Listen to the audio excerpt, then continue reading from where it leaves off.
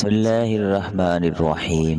الحمد لله رب العالمين، والصلاة والسلام على سيد الأنبياء والمرسلين. اللهم صل على سيدنا مولانا محمد معدن الجود والكرم وآله وبارك وسلم.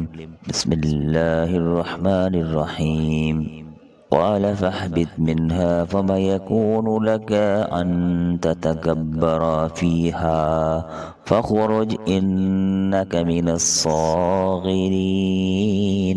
صدق اللہ العظیم. ترجمہ کنز ایمان. فرمایا تو یہاں سے اتر جا، تجھے نہیں پہنچتا کہ یہاں رہ کر غرور کرے، نکل تو ہے ذلت والوں میں. تفسیر صراط الجنان. قال فاہبط منها، فرمایا تو یہاں سے اتر جا، یعنی جنت سے اتر جا کہ یہ جگہ اطاعت و تواضع کرنے والوں کی ہے، منکر و سرکش کی نہیں.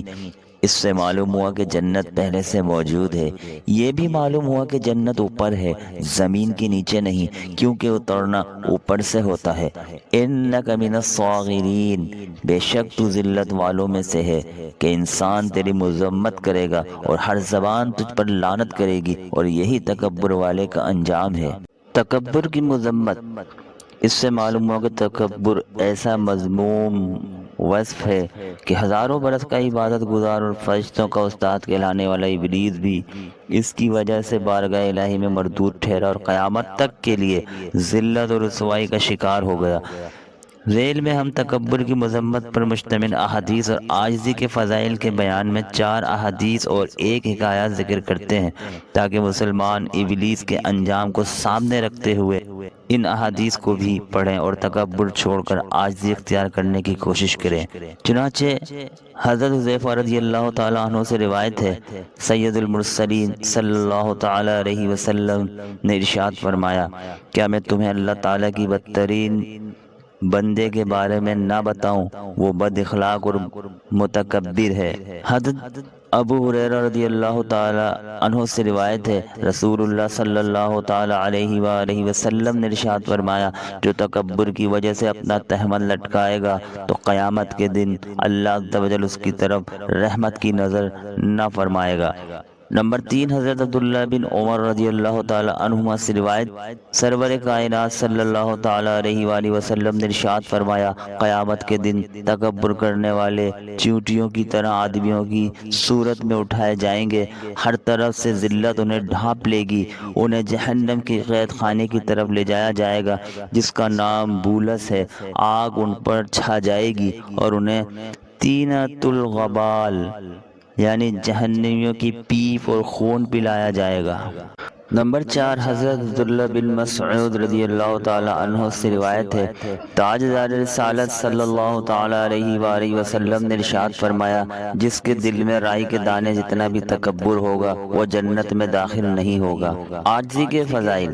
حضرت عیاض بن حمار رضی اللہ تعالی عنہ سے روایت ہے، سرکار رسالت صلی اللہ تعالی علیہ وآلہ وسلم نے ارشاد فرمایا، اللہ عز و جل نے میری طرف یہ وحی فرمائی ہے کہ تم لوگ عاجزی اختیار کرو اور تم میں سے کوئی دوسرے پر فخر نہ کرے.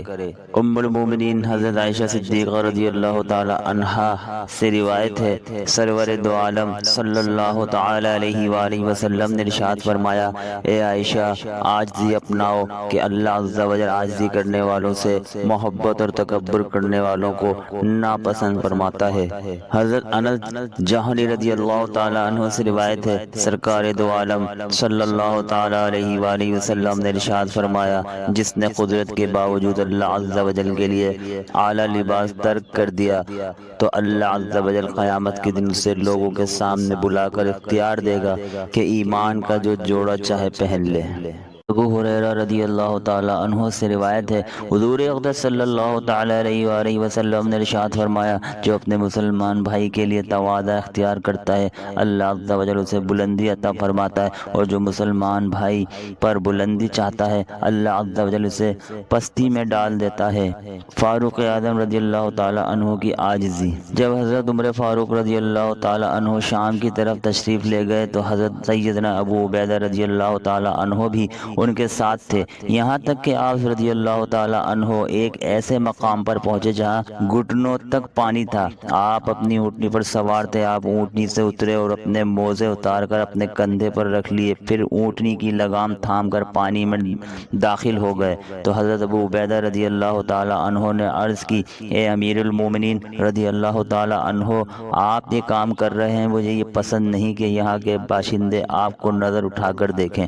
حضرت عمر فاروق رضی اللہ تعالی عنہ نے ارشاد فرمایا، افسوس اے ابو عبیدہ، اگر یہ بات تمہارے علاوہ کوئی اور کہتا تو میں اسے امت محمدی علی صاحب الصلاۃ والسلام کے لیے عبرت بنا دیتا۔